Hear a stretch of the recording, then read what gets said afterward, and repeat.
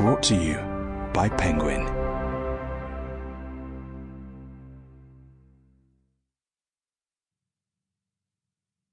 The Silent Treatment by Abbie Greaves.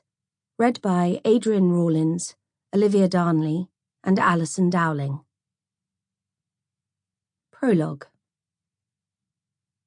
From above, Maggie looks to have everything under control. She deposits the tablets onto the dinner plate with her usual fastidious care.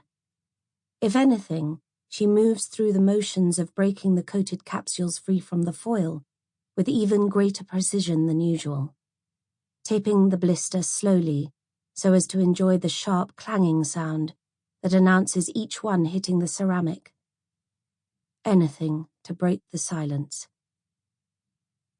When she has 8 in front of her, Maggie retrieves from the sideboard a glass of water, untouched since lunch, and checks the oven setting one last time.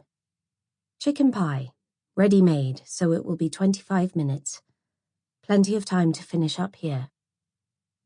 She pulls out a chair and takes a seat at the kitchen table, her back to the door.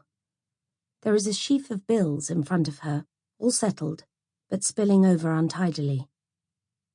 Maggie reaches into her handbag and fishes out her most treasured gift, a paperweight fashioned from a rock, decorated especially for her, and places it on top of them. Mess contained, she clicks up her pen. A rollerball, one of the few with ink in the desk drawer of no return, with a smooth glide that seems unlikely to reignite the claw-fisted cramp a weak writing in biro has induced. Her script is as neat and sharp as ever as she finishes her last sentence to Frank.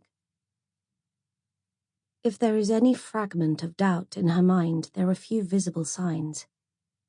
Maybe a little wobble on the comma, if you look closely.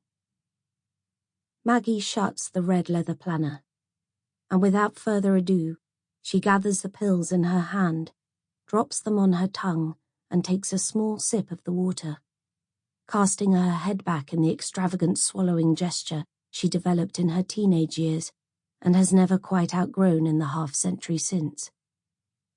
At first, nothing occurs. Without moving from her seat, she goes back to trimming the beans, pushing the ends and their peculiar fibrous tails to the corner of the chopping board. The waves of relaxation arrive after a minute or so. Maggie's slicing begins to slow, her right hand trembling on the cutting knife.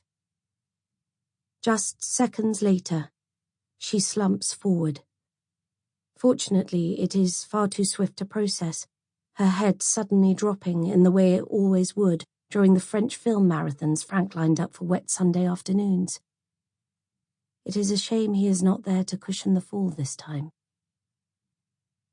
And this time, there is no chance she will jolt back awake. In his study, Frank fixates on the screen in front of him. The end is in sight. A knight, a bishop, and a pawn, all controlled by the computer on a beginner's setting no less, pen in his last bastion of hope, his queen. All those academic achievements, and still he has yet to progress past level 2.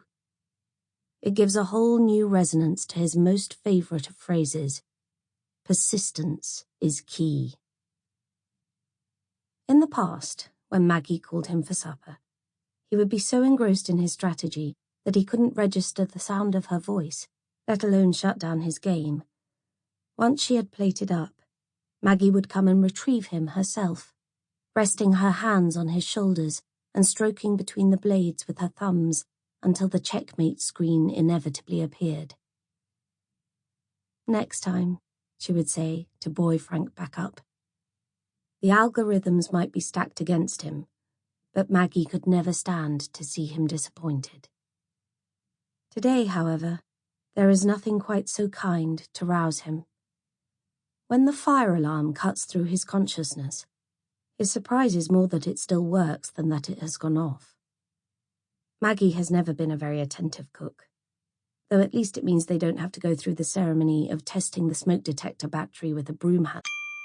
Sample complete. Ready to continue?